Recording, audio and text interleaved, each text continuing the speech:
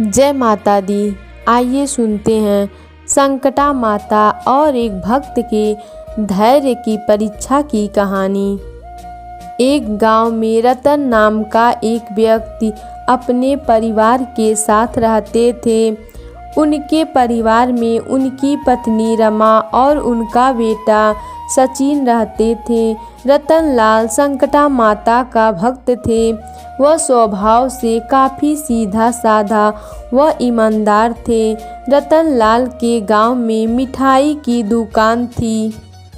वह घर पर मिठाई बनाते और दुकान जाने से पहले संकटा माता को भोग लगाते। उसके बाद ही उस मिठाई की दुकान पर ले जाते। रतनलाल की मिठाई पूरे गांव में मशहूर थी। उसकी बनाई मिठाई हाथों हाथ बिक जाती थी।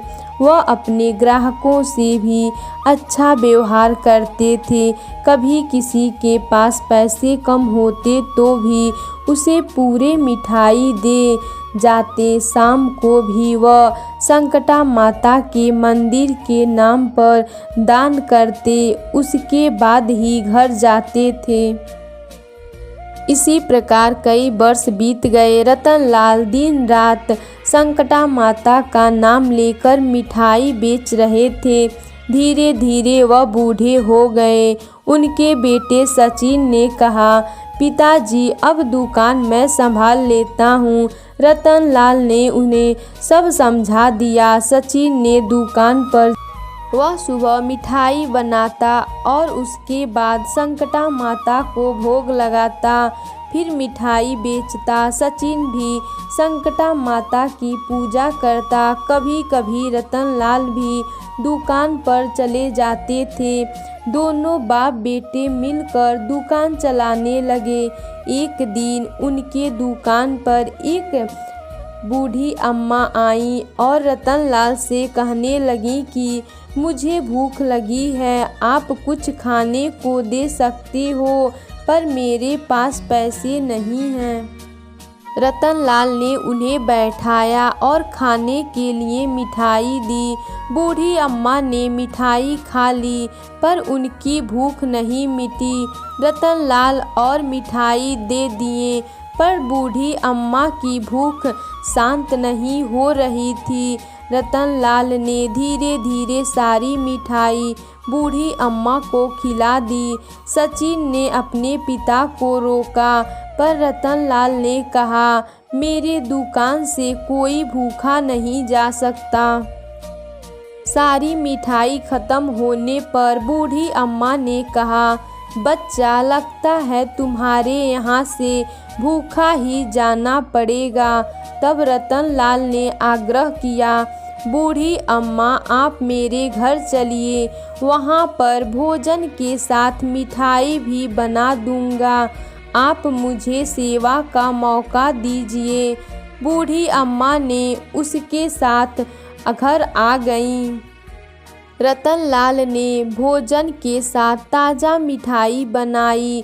उसने सबसे पहले एक थाली में संकटा माता को भोग लगाया, फिर दूसरी थाली में भोजन परोसकर बूढ़ी अम्मा के सामने रखा। तभी बूढ़ी अम्मा उठकर खड़ी हो गईं।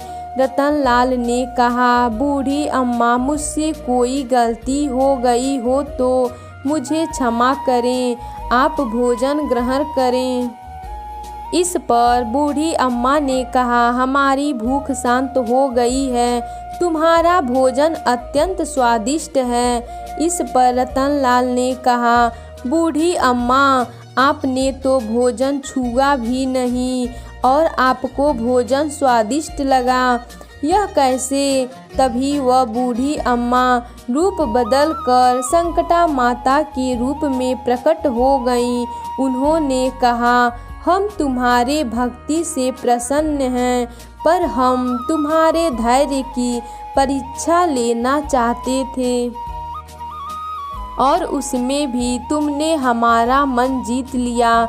मांगो, क्या वर मांगना चाहते हो? रतनलाल व उनके बेटे संकटा माता के पैरों में गिर गए। रतनलाल ने कहा, माता जी, आपके दर्शन पाकर मेरा जीवन धन्य हो गया।